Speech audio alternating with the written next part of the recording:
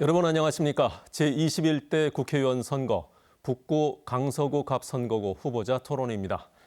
부산 북구 강서구 갑 지역은 낙동강 줄기를 따라 풍부한 역사 문화 자원을 지니고 있는 곳입니다.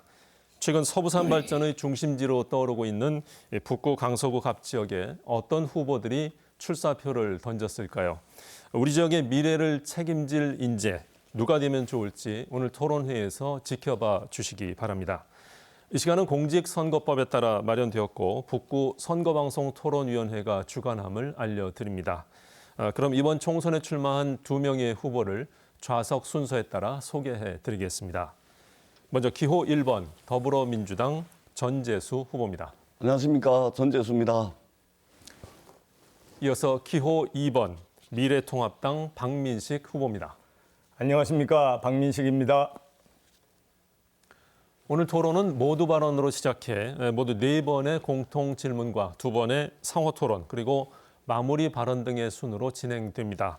질문마다 정해진 발언 시간이 있는데요. 후보자들 앞에 설치된 모니터에 시간이 표시가 될 겁니다. 제한 시간 10초 전이 표시되면 후보들께서는 발언을 마무리해 주시기 바랍니다.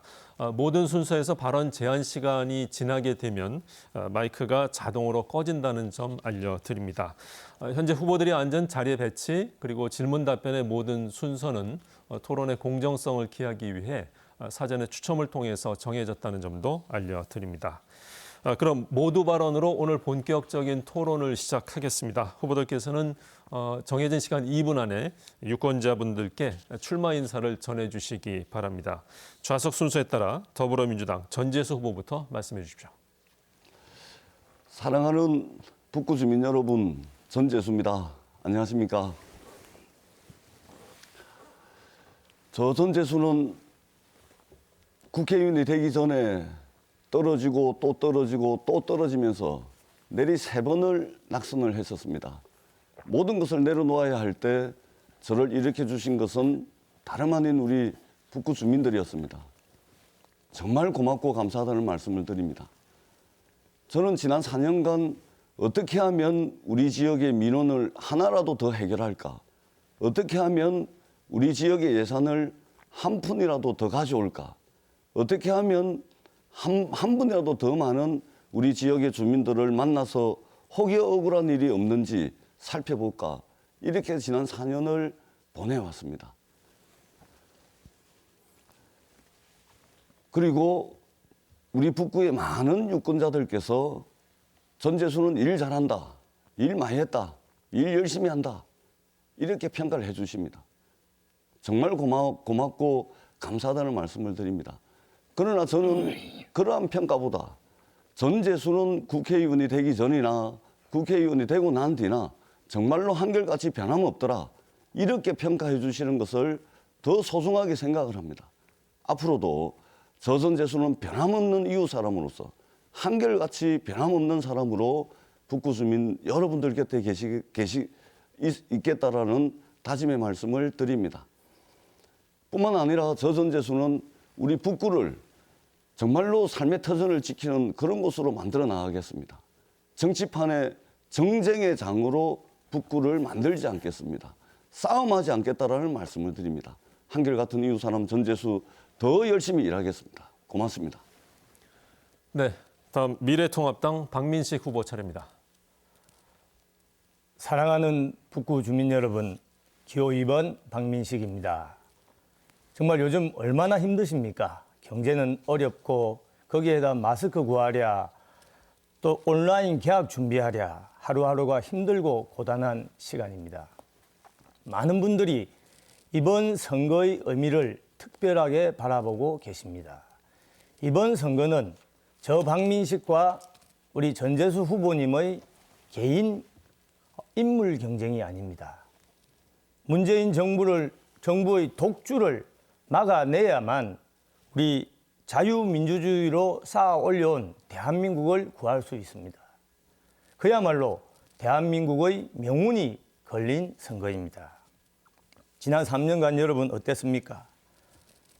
어르신들이나 젊은이나 자영업자나 또 샐러리맨이나 너무너무 힘들다고 합니다. 하루하루 버티는 것이 너무나 힘들어서 눈물의 하소연을 하고 있습니다. 경제는 베네수엘라처럼 사회주의 정책 기조가 착착 진행되고 있습니다. 검찰은 해체 수준입니다. 날치기 입법으로 공수처 만들었습니다. 이제 문재인 대통령 열성 지지자들이 여론을 조작해서 정말 반대 목소리는 새어나오지 못하게 하고 있습니다. 문재인 정부 너무 오만합니다. 강력한 견제가 필요합니다. 지금은 강한 야당에 힘을 몰아주셔야 됩니다. 문재인 정부의 오만한 폭정에 강력한 카운터 펀치를 날릴 수 있는 선봉장이 필요합니다. 기호 2번 박민식 그 적임자가 되겠습니다. 네. 자, 후보자들의 모두 발언에 이어 첫 번째 공통 질문 드리겠습니다. 각 후보들께서는 본인이 제시한 공약 가운데 핵심 공약 한 가지를 말씀해 주시고 이를 실현할 구체적인 방안과 예산 조달 방안은 무엇인지 또 임기 중에 실현할 수 있을지를 말씀해 주시기 바랍니다. 이번 첫 번째 공통 질문에 대한 답변은 각 2분씩 시간 드리겠고요. 먼저 미래통합당 박민식 후보부터 말씀해 주십시오. 예, 북구에 디지털 파크를 건립하겠습니다. 이 공약은 우리 학부모님들의 의견을 반영한 것입니다. 저는 18대, 19대 재직 시절 솔로몬 로파크 또 학생교육예술문화회관을 건립한 경험을 가지고 있습니다. 여러분 지금 우리 아이들은 3살만 되면 스마트폰을 가지고 게임을 즐기고 있습니다. 우리가 어릴 때 운동장에서 뛰어놀았지만 지금 우리 아이들에게는 스마트폰이 운동장이 된 셈입니다. 그러나 게임만 하기에는 너무 아깝지 않습니까? 지금은 4차 산업혁명의 시대입니다. 인공지능이다, 또 드론이다, AR, VR, 가상현실, 증강현실 이런 4차 산업혁명의 기본 주제들에 대해서 어릴 때부터 친근하게 익히고 배우고 또 미래의 글로벌 인재로 키우려면 디지털 역량을 미리미리 습득을 해야 됩니다. 교육뿐만이 아닙니다. 이제 우리 아이들 손을 잡고 부모님들이 이 디지털 파크를 가게 되면은 우리 어머니들은 1층에서 독서를 하고 또 커피를 마시고 여유롭게 여가를 즐기실 수 있습니다. 아이들은 물론 그 시간에 게임도 하면서 아까 말씀드린 4차 산업혁명의 주제들에 대해서 어릴 때부터 공부하게 되는 것입니다. 상상만 해도 즐겁지 않습니까? 이제는 굳이 해운대 같은 데 갈 필요가 없어집니다. 전국 각지의 부모님까지도 아이들 손을 잡고 북구를 방문할 것입니다. 이것은 또 하나의 북구의 랜드마크가 될 것이라고 자부합니다. 반드시 디지털 파크 건립하겠습니다. 네, 다음 더불어민주당 전재수 후보 답변해 주십시오. 예, 북구 주민 여러분, 어제 법률소비자연맹이 20대 국회의원 중에서 공약 이행 우수 의원을 선정 발표를 했습니다. 20대 국회 공약 이행 우수 의원으로 어제 저 전재수가 자랑스럽게도 영광스럽게도 선정이 됐습니다. 부산에서 초선 의원 중에서 유일하게 선정이 됐습니다. 저는 초선 의원으로서 약속을 지켰고 앞으로도 지켜나가겠다는 말씀을 드립니다. 구포 개시장 철거가 시작이 됐고요. 재단장을 앞두고 있습니다. 만덕에서 해운대까지 가는 센텀 지하고속도로, 금빛 노을 브릿지, 또 도시재생 사업도 잘 진행이 되고 있습니다. 뿐만 아니라 구포역에서 사상역, 부산 진역을 잇는 16.5km 36만 평 부지를 오롯이 우리 부산 시민과 북구 주민들에게 돌려드릴 수 있는 경부선 철도 지하화 사업도 진행이 되고 있습니다. 새로운 공약들도 많이 있는데요. 그중에 미래교육 콤플렉스라든지 에이스플렉스라든지 낙동강 생태 문화밸리라든지 여러 가지 공약이 있습니다만은 오늘 이 자리에서는 우리 어르신들께서 가실 데가 없습니다. 그리고 제대로 즐길 거리가 없습니다. 그래서 백세 건강센터에 대해서 간단하게 말씀을 드리도록 하겠습니다. 덕천동에 덕내공원이 있습니다. 여기에 지하 1층, 지하 4층 규모로 2022년까지 백세 건강센터를 만들겠습니다. 이 센터 안에는 물리치료실을 비롯해서 당구장, 문화예술 프로그램실, 체력 단련실 그리고 어르신 일자리 종합지원센터까지 함께 들었을 것입니다. 여기에는 예산이 68억이 드는데요. 이미 작년 11월 달에 도시공사로부터 기부금 15억을 확보를 했고요. 그다음에 재건축 사업 용적률 인센티브 14억을 투입할 예정입니다. 북구청과 도시공사 잘 협의를 해서 임기 내에 마무리하겠습니다. 네.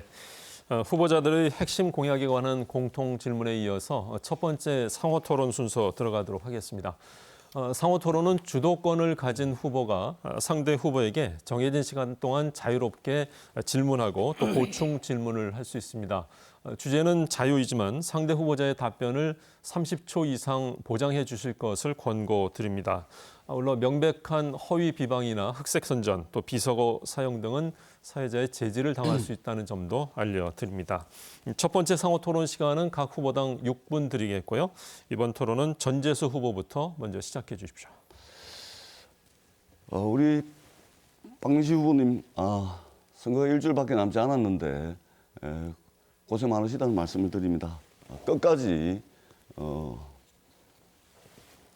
저와 함께 잘 경쟁을 해서 우리 정말로 누구의 승리가 아니고 북구의 승리로 그런 선거로 될 수 있도록 끝까지 함께 고생하시자, 함께 힘냅시다, 이런 말씀을 좀 드리도록 하겠습니다. 먼저 우리 박민식 후보님께 좀 여쭤보도록 하겠습니다. 지난 3월 30일 날 부산 MBC죠. 이 부산 MBC에서 이번 총선에서 우리 부산에 출마한 후보자들, 여야 할 것 없이 이 부산에 출마한 총선 후보자들의 부동산 보유 내역에 대해서 이제 보도를 했습니다. 우리 박민식 후보님께서는 경기도 성남 분당에 아파트 2채가 있다고 합니다. 뉴스를 보신 분들께서 아마도 우리 박민식 전 의원님의 재산 공개 내역을 확인을 해보신 것 같은데요. 12억 5천만 원으로 신고된 한 채, 그리고 5억 2천만 원으로 이제 신고된 또 다른 아파트 한 채가 있습니다. 실거래가는 아마 이거보다 조금 더 많을 텐데요. 2016년 재산 신고하고 비교를 했을 때 이 2채 아파트에서만 시세 차익이 한 7억 7천만 원 정도 난 것으로 나와 있습니다. 그래서 재산이 한 32억으로 늘어난 걸로 되어 있는데, 이 부분에 대해서 우리 북구 주민들께서 상대적으로 박탈감을 느끼시는 분들이 좀 있는 것 같습니다. 이 부분에 대해서 우리 박민식 후보님의 해명을 한번 들어보도록 하겠습니다. 아니, 북구 주민들이 상대적 박탈감을 느끼도록 한 그 주범은 문재인 대통령입니다. 그 아파트 값을 부동산 정책을 오락가락 몇 번을 했습니까? 그래서 저도 깜짝 놀랐어요. 지금 두 번째 아파트 값이, 첫째 아파트는 보유한 지가 20년이 넘습니다. 그다음에 두 번째 아파트도 한 10년이 넘었는데 그 아파트 값이 12억 아까 5천만 원이었지 않습니까? 그런데 한 8억 정도 되던 8억 9억 정도 되던 거를 문재인 대통령이 제가 알기로 아마 지난 한 1년 사이에 부동산 정책을 계속 바꾸다 보니까 강남의 아파트 값이 천정부지로 뛰었지 않습니까? 결국 아까 말씀드린 시세 차익이라고 하는 게 무슨 의미인지는 모르지만, 제가 그 민주당의 옛날에 청와대 대변인 하던 김의겸 같은 그런 부동산 투기한 적이 한 번도 없어요. 오로지 문재인 대통령 부동산 정책 덕분에 사실은 저희 아파트 값이 올라서 제가 사실 문재인 대통령한테 감사를 해야 될지 저도 답답합니다. 예, 그러면은 우리 박민식 후보님뿐만 아니라 우리 박민식 후보님의 모친께서도, 어머니께서도 남양주에 아파트가 있습니다. 왜 집은 수도권에 다 보유하고 있는지, 어머님도 남양주에 가지고 계시고 우리 박민식 후보님도 분당에 아파트 2채를 가지고 계시고, 그리고 북구에서는 전세로 살고 계십니다. 아마 어머님도 전세로 살고 계시고 우리 박민식 후보님도 전세로 살고 계신 것으로 알고 있는데, 저는 기본적으로 우리가 민주주의 국가입니다. 자본주의 시장경제 체제를 선택하고 있는 나라이기 때문에 거주의 자유가 있습니다. 그리고 아파트가 뭐 10채든 20채든 보유할 수 있는 그런 권한이 있습니다. 그럼에도 불구하고 저는 그런 선택을 존중을 합니다. 그럼에도 불구하고 우리 북구에서 국회의원을 8년을 하시고 또 이렇게 출마를 하셨는데 또 두 번은 당선을 되셨고 한 번은 이제 낙선을 하시면서 계신데 어떻게 서울 수도권에 집을 다 가지고 계시면서 북구에는 전세로 사시는지. 자, 제가 고맙습니다. 저희 어머니까지 거론을 해서 상당히 좀 유감입니다만은 저희 어머니 지금 연세가 86입니다. 36에 막 그야말로 청상 과부가 된 분입니다. 제가 그래 별명이 국보시장 월남댁이 셋째 아들 아니겠습니까? 저희 어머님이 북구에 사신 것이 50년입니다. 그리고 북구에 집이 늘 있었습니다. 근데 이제 연세가 많아지시니까 큰아들이 당연히 어머니를 모시는 거 아니겠습니까? 평생 군에서 전사한 남편 연금 받아가지고 이제 마지막 노후를 큰아들이 모신다 해서 그래서 남양주로 간 것이고 남양주라는 데가 무슨 서울 강남 같은 그런 곳이 아닙니다. 그래서 그런 부분은 상당히 저는 유감으로 생각을 하고 우리가 방송 토론도 중요하지만 부모님 홀 어머니가 큰아들하고 같이 살고 싶어서 큰아들이 있는 남양주로 갔다는 것이 뭐가 그렇게 큰 흠이 되는 건지 상당히 저는 저는 예, 우리 박미식 후보님 말씀 충분히 저도 공감하는 부분이 있습니다. 거주 자유의 원칙이 있습니다. 존중합니다. 그런데요, 우리 지역에서 적어도 국회의원을 8년을 하셨고 또 하시겠다고 이렇게 출마하셨는데 아니 도대체 분당에 아파트 2채를 가지고 있고 지역구에서는 전세로 살고 있고 도대체 왜 가지고 있는 겁니까? 자, 보십시오. 저는 이제 그 말씀 제가 말씀을 이제 드릴게요. 저 질문이 1분이고요. 네. 토론의 원칙을 지켜주시기 바랍니다. 왜 그렇게 분당에 2채를 가지고 있는지 저는 도무지 이해를 할 수가 없습니다. 아니, 그리고 팔고 싶어도 아니, 제가 이제 문재인- 질문을 예. 아니, 기회를 주셔야 아니 이렇게 해버리시니까 시간이 다 가버리셔서 그래서 저는 지역의 국회의원이라면 지역에 계셔야 된다 이렇게 생각을 합니다. 네. 자, 이렇게 해서 전재수 후보 6분의 주도권 시간 다 경과가 되었고요. 이어서 박미식 후보 상호 토론 진행해 주십시오. 6분입니다. 최근에 청와대 비서관을 했던 송인배 정무비서관을 우리 전재수 후보님은 잘 아실 겁니다. 송인배 정무비서관은 최근까지 청와대에 있다가 지금 기소가 되어서 재판에서 정치자금법 위반으로 집행유예를 받은 걸로 알고 있어요. 그런데 그 내용이 뭐냐면은 국회의원 낙선 시절에 늘 지역구 관리하면서도 자기가 다니지도 않는 직장, 그 골프장이죠. 골프장에 이사라는 직함만 걸어놓고 몇 년 동안 계속 월급을 받았어요. 그 액수가 수억 원입니다. 그래서 일도 하지 않고 월급을 받았다. 황제 월급이죠. 이거로 재판 정치자금법 위반으로 지금 집행유예를 받았는데 우리 전재수 후보님은 2014년 3월에 이제 사업을 정리하고 우리 북구로 다 이사를 왔다. 그리고 그때부터 지역위원장이다, 뭐 지방선거다 활동을 많이 한 걸로 알고 있습니다. 그런데 2014년 그때부터 지난번 선거 2016년 4월까지 전재수 후보님의 직업이 직장 생활을 했습니까? 정당인 말고. 그리고 직장 생활을 했다라고 하면은 월급을 받았을 건데 직장은 어디에 있었으며 또 언제부터 언제까지 근무를 했고 월급은 도대체 얼마였습니까? 그리고 그 회사명이 무엇인지. 북구 사람들은 우리 전재수 후보님은 그냥 낙선해도 그냥 북구의 골목을 누비면서 땀으로 적셨다. 이렇게 늘상 이제 말씀을 하셨는데 생계를 도대체 뭐로 유지를 했는지 궁금해 하거든요. 그래서 2014년 3월부터 2016년 4월 선거 끝날 때까지 본인의 어디 직장 생활을 했는지 안 했는지를 한번 알려주시죠. 우리 박미식 후보님 질문은 1분으로 하게 돼 있고요. 그리고 질문 1분 하고 난 뒤에 30초 저에게 답변할 기회를 줘야 되는데 지금 질문은 지금 2분 이상 해버리고 저에게도 답변 기회를 좀 주십사 하는 말씀을 드립니다. 네. 우리 박미식 후보님께서 말씀을 잘 해주셨는데요. 우리 박미식 후보께서는 선거 떨어지고 변호사 해서 또 아파트 2채 가지고 시세 차익도 거두고 변호사를 해서 돈을 버는지는 모르겠지만 저는 그런 재주는 없습니다. 그래서 2012년 국회의원 선거에 낙선을 하고 먹고 살아야 되지 않습니까? 가장의 역할이 있지 않습니까? 무슨 일이든 해야 되지 않겠습니까? 그래서 저는 2012년 총선에서 떨어지고 난 뒤에 광고 회사를 댕겼습니다. 대전에 있는 광고 회사고요.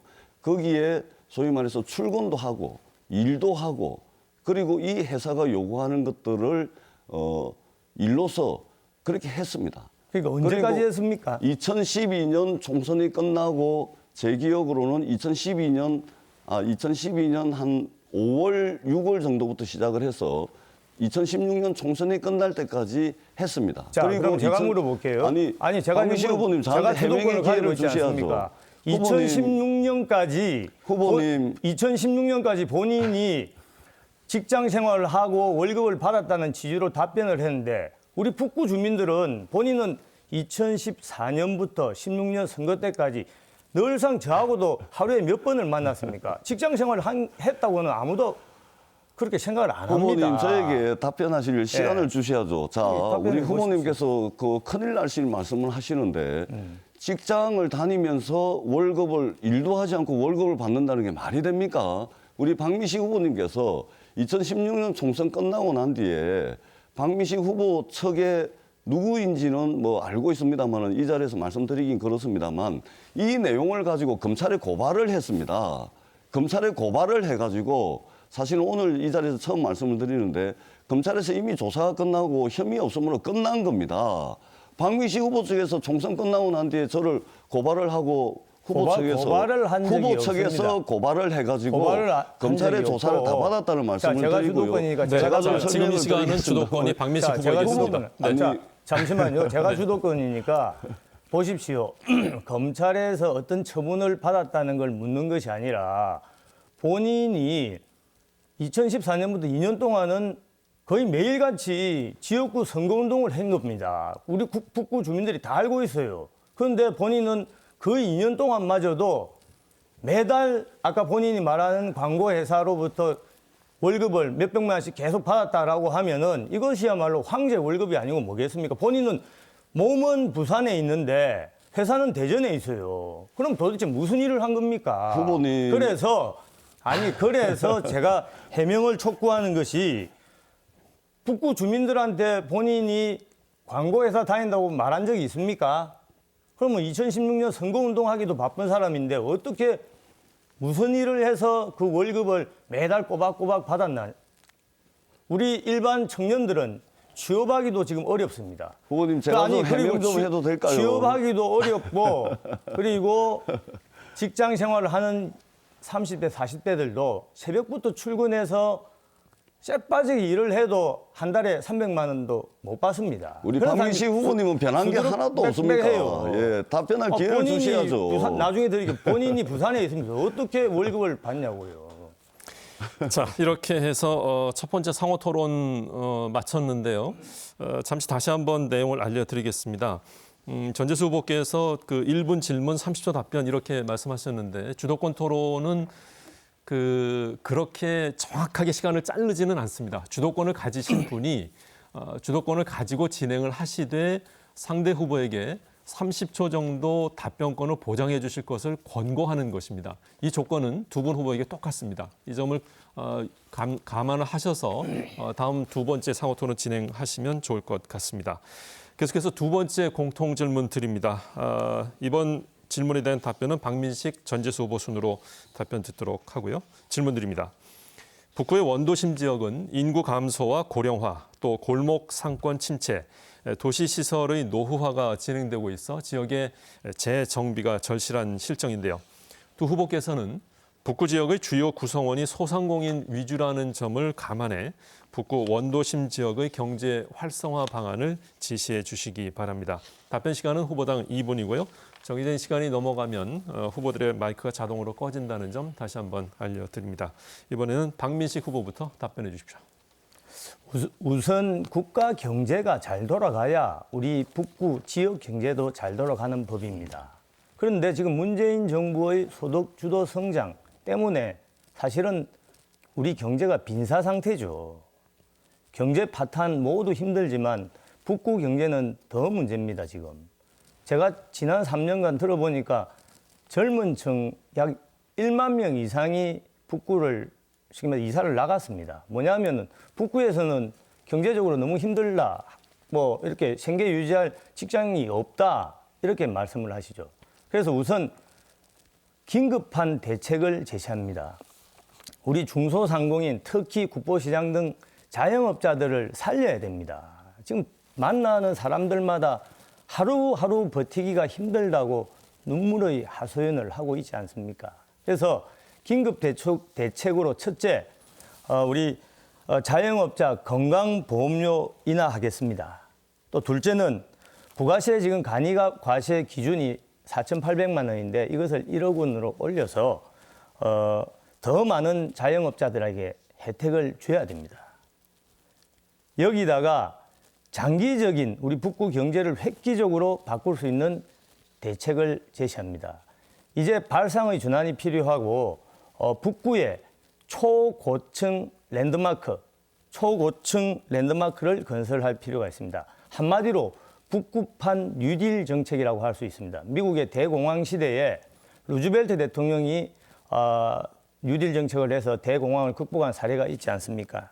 이 랜드마크가 건설이 되면 여기에 행정타운, 또 노인, 청년 일자리 센터, 문화센터, 뭐 호텔, 백화점까지 다 들어올 수 있는 것이죠. 이것이 북구 경제를 살리는 원동력이 될 것입니다. 네, 다음 전재수 후보 차례입니다. 예, 경제 문제 그리고 먹고 사는 문제는 정말로 중요합니다. 어떤 문제도 우선한다는 말씀을 드립니다. 경제 침체에는 여러 가지 원인이 있습니다. 그리고 복잡한 문제가 얽혀 있습니다. 그렇다 그래서 핑계만 대고 가만히 있을 수는 없습니다. 더더구나 이 경제 문제, 먹고 사는 문제를 남탓만 하고 정쟁만 하는 이런 것으로서는 절대 해결할 수 없다는 말씀을 드리도록 하겠습니다. 특히 우리 북구에서는 소상공인들을 살리는 것이 매우 중요합니다. 제도 개선도 해야 되고 예산도 가져와야 되고 여러 가지 정책을 지원을 해야 되는 것도 있긴 하지만 기본적으로 지금 이 상황에서는 지역 경제를 살리고 내수 경제를 살릴 수 있는 재난 기본소득을 확실하게 챙기는 것이 우선적으로 중요하다는 말씀을 드립니다. 그리고 이것만 해서는 안 됩니다. 기본적으로 돈이 돌 수 있는 이 구조를 만들어야 됩니다. 외부로 나가서 우리 북구 주민들이 돈을 쓰는 것이 아니고 북구에서 북구 주민들이 돈을 쓰고 그리고 북구가 아닌 다른 곳에 계신 분들이 북구로 오시게 해서 돈을 쓰는 이런 구조를 만들어야 된다고 생각을 합니다. 저는 끊임없는 고민과 연구를 했습니다. 하나하나 해결해 나가고 있습니다. 게시장을 없앴습니다. 390억을 들여서 재단장을 하고 있고요. 300억에 달하는 예산으로 도시재생 사업을 진행을 하고 있습니다. 우리가 바람만 보던 낙동강을 이제는 향유하고 누릴 수 있는 낙동강으로 만들기 위해서 국보시장과 생태공원을 잇는 금빛 노을 브릿지 그리고 구포역에서 생태공원을 잇는 리버워크도 진행이 되고 있습니다. 그리고 철도를 경부선 철길을 지하화함으로써 이제는 우리 북구가 완전히 달라지게 돼 있습니다. 이렇게 달라진 곳에 우리 북구 주민들께서 돈을 쓰고 또 외부에 계신 분들 오셔서 돈을 쓴다면 우리 북구 경제가 나아지지 않을까 생각을 합니다. 네. 자, 여러분은 지금 북구 선거방송 토론위원회가 주관하는 북구 강서구 갑선거구 후보자 토론회를 생방송으로 함께하고 계십니다. 계속해서 세 번째 공통질문 드리겠습니다. 요즘 가장 떠오르고 있는 지역 현안이죠. 동남권 관문공항 건설 및 운영과 연계한 북구 발전 방안을 말씀해 주시기 바랍니다. 이번에도 답변 시간은 후보당 2분씩 드리겠고요. 이번에는 먼저 전재수 후보부터 말씀해 주십시오. 그렇습니다. 이 동남권 관문공항은 우리 북구뿐만 아니라 부산의 미래가 달린 문제입니다. 부산의 미래뿐만이 아니고 대한민국의 미래가 달린 문제이기 때문에 이 동남권 관문공항의 문제는 절대 정치적으로 이용해서는 안 됩니다. 그리고 서울 수도권 중심의 일극 중심 체제로는 대한민국의 미래가 없습니다. 그렇기 때문에 국가 균형 발전이라든지 지방 분권이라는 측면에서도 동남권 관문공항은 반드시 저희들이 이루어내야 된다 이렇게 생각을 합니다. 우리가 인천공항을 지금 관문공항 하나로만 쓰고 있는데요. 이 인천공항에 만약에 문제가 생기면 대체 공항을 선정을 해두게끔 돼 있는데 지금 대한민국의 인천공항을 대체하는 대체 공항은 중국의 푸동공항입니다. 있을 수가 없는 일입니다. 그렇기 때문에 더더욱더 동남권 관문공항은 반드시 부산과 대한민국의 미래를 위해서 필요하다라는 말씀을 드립니다. 만약에 이 동남권 관문공항이 된다면 우리 북구에는요, 전 세계 공항이 있는 여러 도시들을 살펴보면 공통적인 점이 하나가 있는데 그것은 뭐냐면은 이 공항 주변의 도시에 말하자면 비즈니스 지원 단지가 대부분 다 있습니다. 그렇기 때문에 우리 북구에도 비즈니스 지원 단지가 를 유치를 할 수 있지 않을까 이런 생각을 하고 있고요. 뿐만 아니라 대단지 상권 개발이 가능합니다.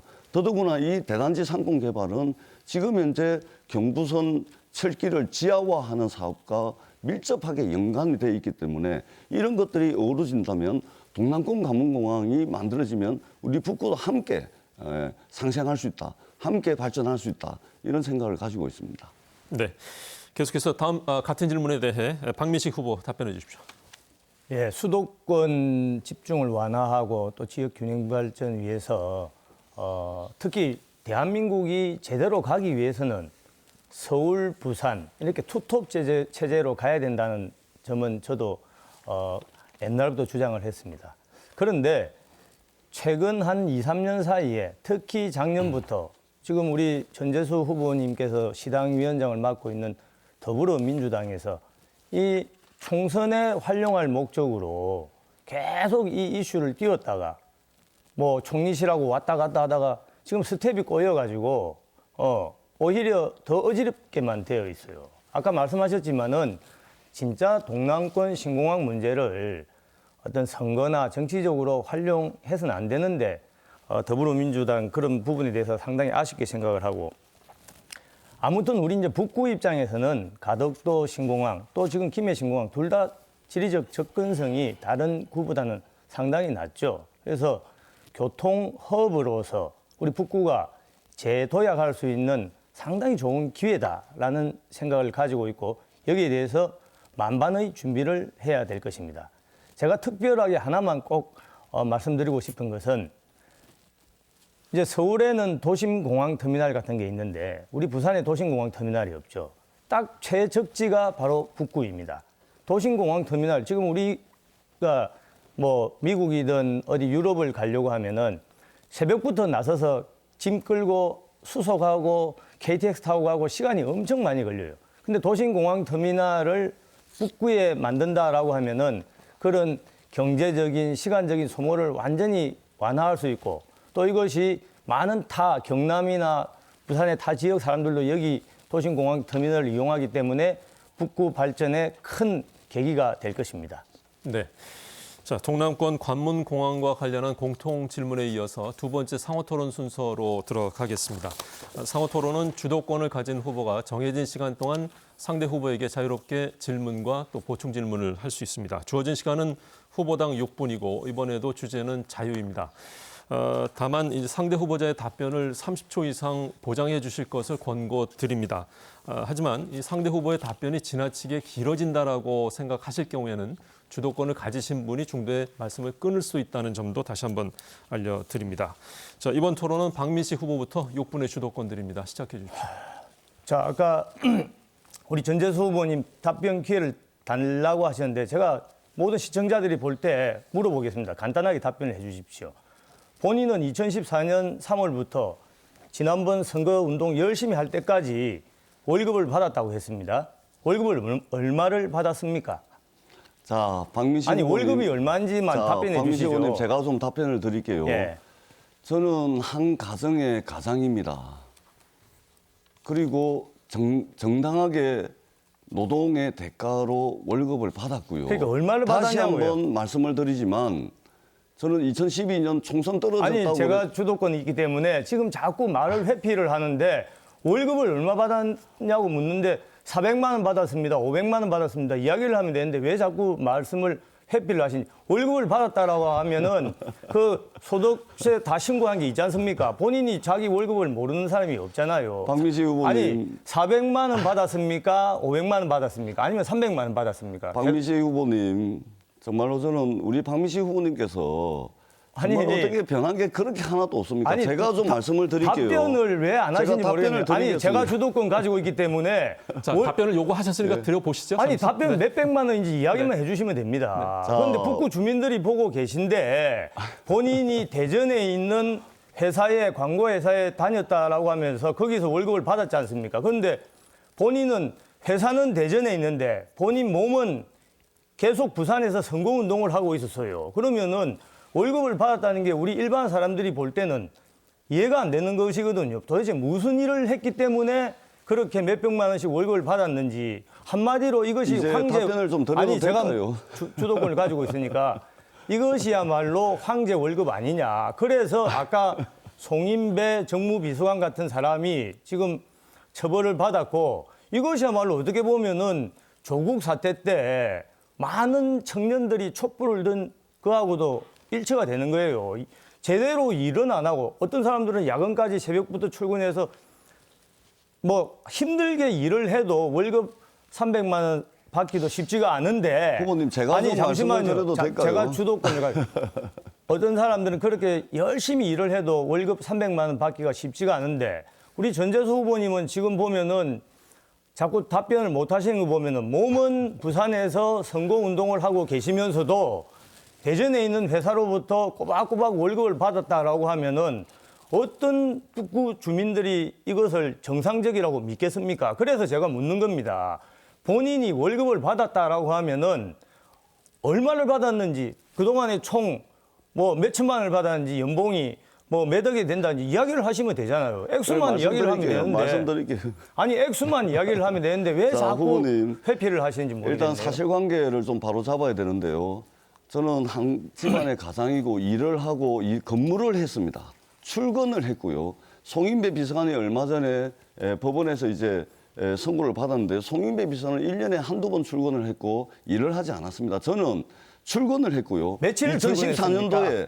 2014년도에 부산에 내려와가지고 사전 선거운동을 하고 돌아다녔다고 말씀을 하시는데 선거운동을 하면 사전 선거운동 혐의로 선거법 위반이기 때문에 저는 북구에서 살았습니다. 그리고 직장은 대전에 있었는데 성실하게 다녔습니다. 그리고 아니, 제 제가 소득 주도권을 증명서를 가지고 떼보시면 있기 때문에 아시겠지만 제가 한 주도권을 달에 가지고- 제가 세전으로 해서 한 달에 300만 원 정도 받은 것으로 자, 기억을 제가 하고 주도권을 있습니다. 가지고 있기 때문에 우리 후보님 멈추겠습니다. 분명하게 아니, 사회자. 이건 중요한 문제인데요. 아니, 우리 박민식 후보님께서 이렇게 근거 없이 막 말씀을 하시는데요. 저는 출근을 아니, 했고 제가 좀 정당한 주도권을 노동의 가지고 있지 대가로 않습니까? 월급을 받았다는 말씀을 다시 한번 드립니다. 그러면은 요구하신 후보님, 부분에 대해서 왜 답변하시고요. 그렇게 무책임하게 아니, 이야기를 말씀 하시는 끊겠습니다. 겁니까? 아니 자, 박민수 후보, 그러면은 네, 부산에서 대전까지 매일 출근을 했단 말입니까? 자. 제가 알기로는 들어보십시오. 제가 주도권 가지고 있으니까 본인은 거의 한 달에 한두 번밖에 출근 안 했어요. 한 달에 한두 번 출근하면서 지금 월급을 말씀을 안 하시는데 말씀드렸습니다. 수백만 한 달에 한 원을 300만 원 정도 될 겁니다. 아, 그럼 진작 세전. 말씀을 하시죠. 이보세요.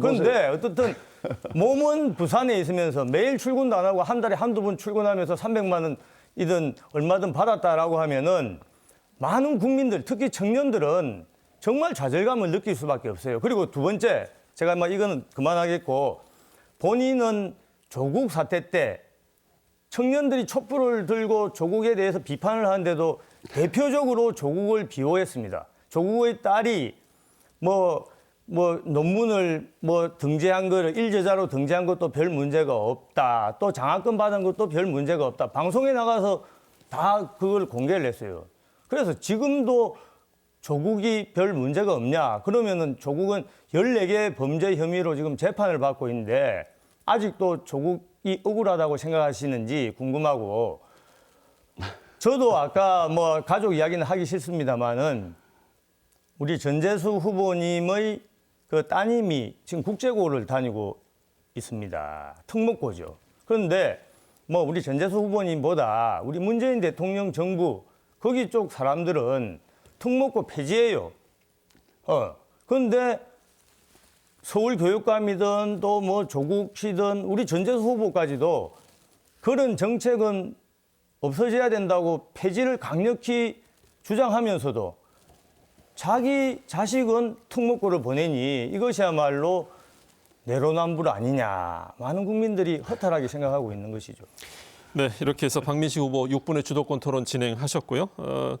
그 답변할 기회가 없으셨는데 이번에는 전재수 후보에게 6분의 상호 토론 시간 드립니다.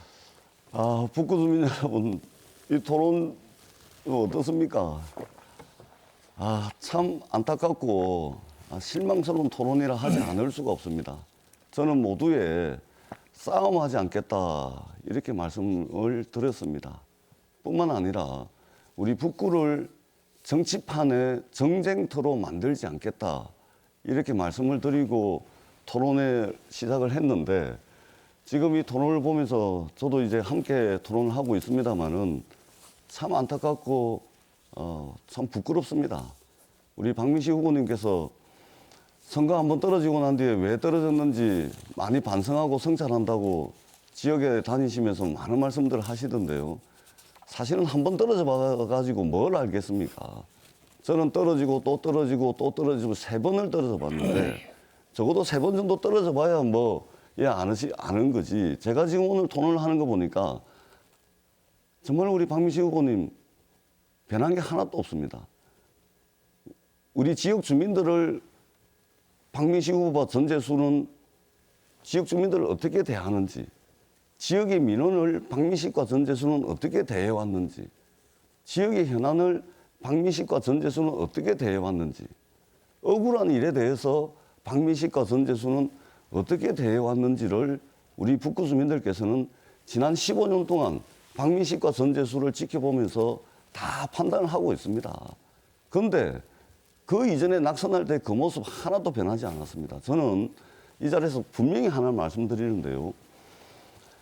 박민식 후보의 자제분들은 분당에서 교육을 다 시키면서 저는 딸이 둘이 있습니다.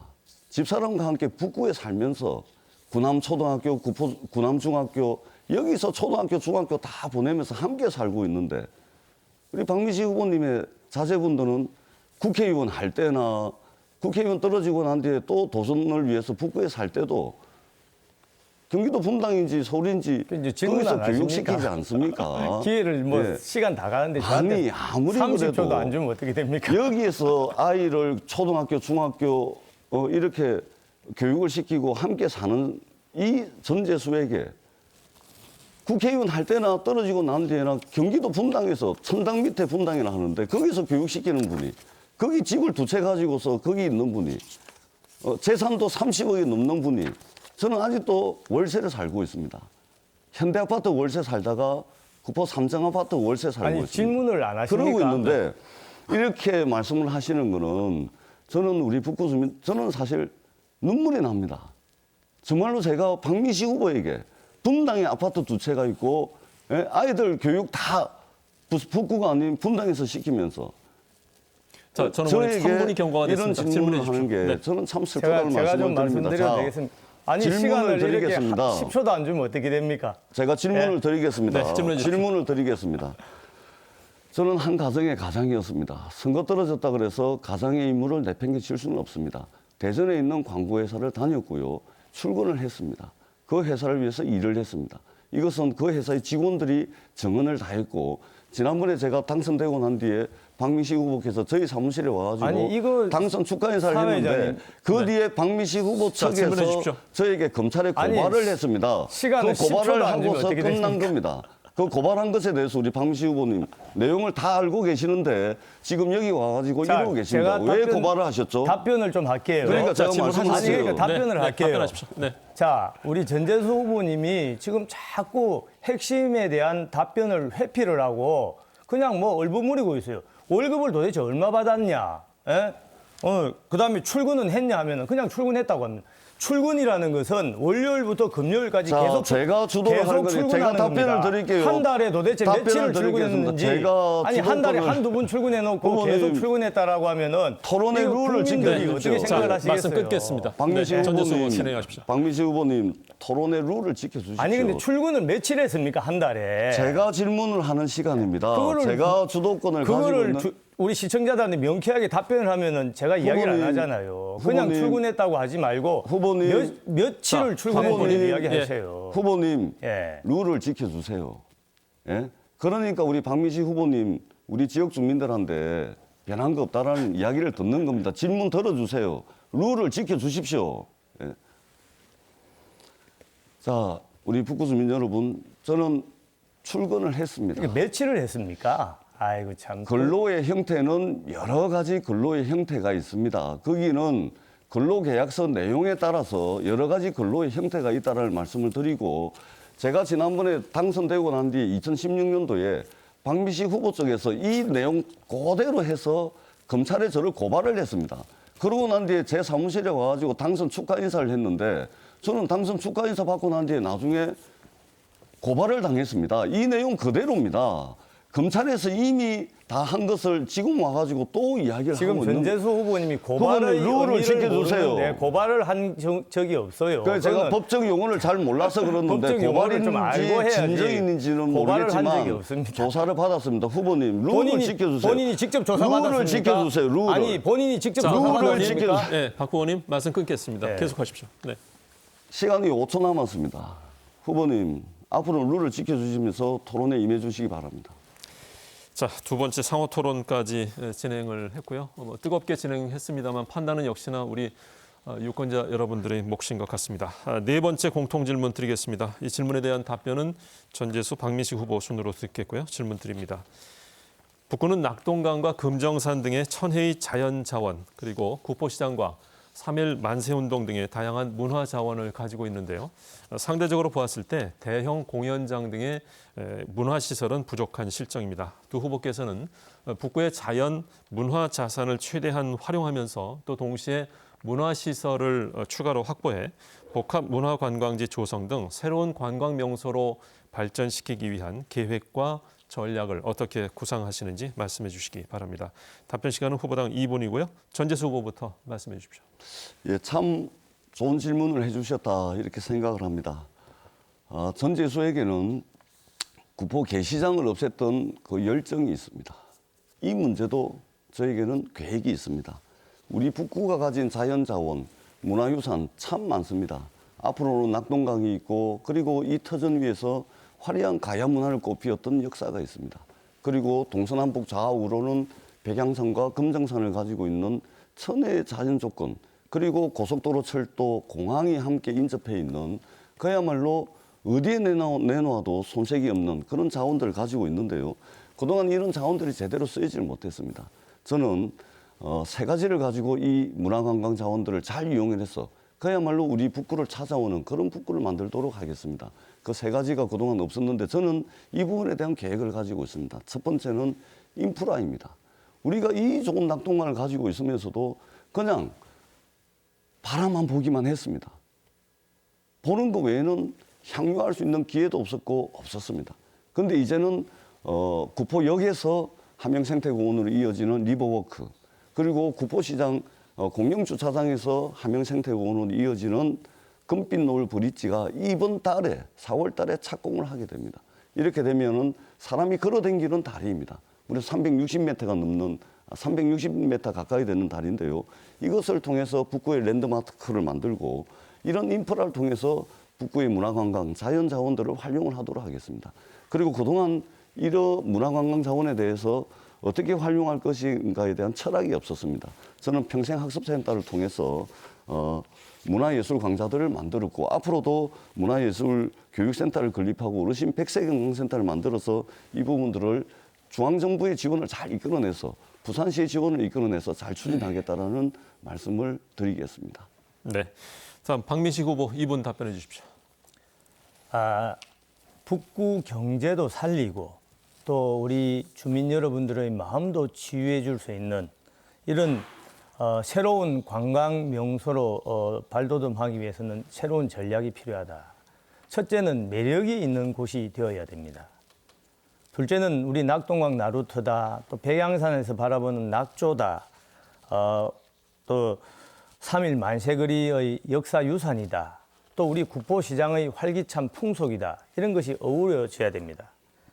셋째로는 우리 구포역과 또 공항이 접해 있는 교통의 요지라는 것도 이 관광 명소로 발전하는데 큰 소중한 자산이라고 봅니다. 다만 좀 아쉬운 것은 사실 우리 북구에 좀 내놓을 만한 공연장도 없고 아직 좀 자랑할 만한 컨텐츠도 미약하죠. 그래서 제가 아까 말씀드린 것처럼 이제는 발상을 전환을 해서 좀 초고층 랜드마크 이거 하나 건립하면은 여기에 이런 모든 부분을 해소시킬 수가 있겠다. 여러분 서울의 잠실 타워 이게 지금 만들어진 지 3년 만에 1억 명이 여기를 방문했다라고 합니다. 그러니까 우리나라 제일 명소가 되었는데 우리 북구라고 못할 게 뭐가 있겠습니까? 구슬이 서말이라도 깨어야 보배라는 말이 있습니다. 이제 보고 즐기는 걸 떠나서 돈벌이, 경제적으로 이걸 어떤 수단으로 또 생각을 해야 됩니다. 그래야 다른 지역 사람들, 외국 사람들까지도 와서 돈을 쓰게 해야죠. 결국 우리 낙동강변, 또 강변공원, 만세거리, 백양산, 구포시장 여기에 초고층 랜드마크까지 넣어서 하나의 띠로 만들면 대박이 될 것이다. 네. 자, 북구 강서구 갑 후보자 토론회 생방송으로 함께하고 계신데요. 이어서 북구 선거방송 토론위원회의 결정으로 예비 질문을 드리도록 하겠습니다. 오늘 마지막 질문이 되겠는데요. 이 예비 질문은 이제 사회적 약자에 대한 복지 강화 방안을 질문을 드리겠고요. 질문에 대한 답변은 박민식 전재수 후보 순으로 듣겠습니다. 질문 드립니다. 최근 들어 사회적 약자에 대한 배려 요구가 지속적으로 늘어나면서 노인이나 장애인 등에 대한 사회 복지의 중요성도 함께 커지고 있습니다. 두 후보께서는 사회적 약자에 대한 복지 강화 그리고 사회적 안전망 구축 방안을 제시해 주시기 바랍니다. 이번 예비 질문에 대한 답변 시간은 후보당 1분이고요. 박민식 후보부터 먼저 답변해 주십시오. 제가 제 자랑을 해서 좀 송구스럽습니다만은 여러 가지 실적이 있습니다만은 구포 무장의 숲길을 꼭 소개하고 싶은데 많은 어르신들이 이 무장의 숲길 정말 잘했다라고 칭찬을 해주십니다. 근데 이름이 무장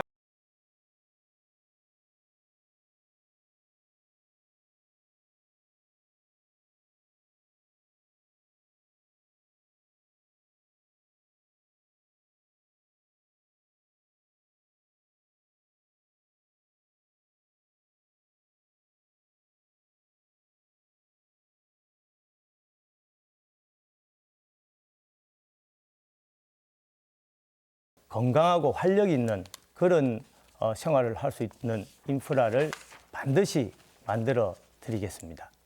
네, 다음 전재수 후보 답변해 주십시오. 그렇습니다.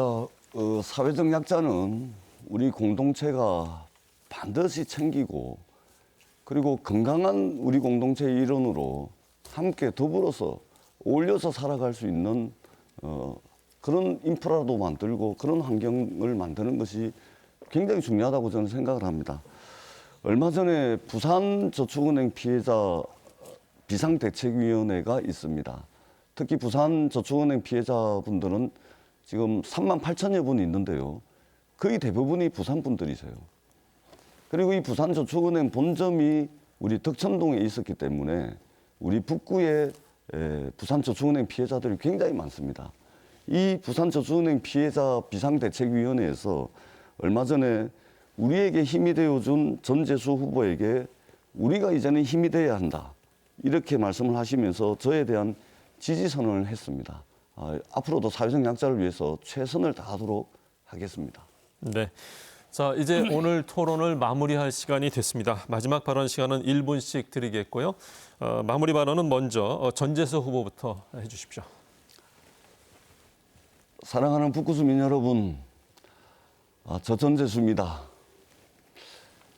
얼마 전에 법률소비자연맹이 20대 국회의원 중에서 공약 이행을 잘한 국회의원으로 부산 초선 의원 중에서는 유일하게 전재수를 선정을 했습니다. 약속을 했고 약속을 지켰습니다. 앞으로도 한결같이 변함없는 자세와 태도로 우리 북구 주민들을 섬기고 잘 모시겠다라는 말씀을 드리겠습니다. 저 전재수를 향해서 일 많이 했다, 잘했다, 열심히 했다라는 평가 정말 고맙습니다. 그러나 저는 이 평가보다 더 좋은 평가, 전재수는 국회의원이 되기 전이나 되고 난 뒤나 정말 변함없이 한결같다라는 평가 정말 가슴에 잘 새기고 변함없는 자세와 태도로 지역을 위해서 열심히 일하겠다라는 다짐의 말씀을 드리겠습니다. 네. 자, 이어서 박민식 후보 마무리 발언해 주십시오. 북구 주민 여러분은 저에게 한결같은 사랑을 주셨습니다. 저는 이번 선거에 임하면서 참으로 비장한 마음을 가졌습니다. 어쩌면 다시는 돌아올 수 없는 길일 수도 있겠구나. 지난 4년 박민식 정말 절치부심했습니다. 빼앗긴 들에도 봄은 온다는 굳은 믿음으로 혼신을 다했습니다. 북구의 골목골목을 누비면서 먹고 살기가 너무 힘들다고 하는 눈물의 하소연을 수없이 들었습니다. 저의 선친 고 박순유 중령은 40여 년 전 베트남전에서 전사하여 돌아오지 못했습니다.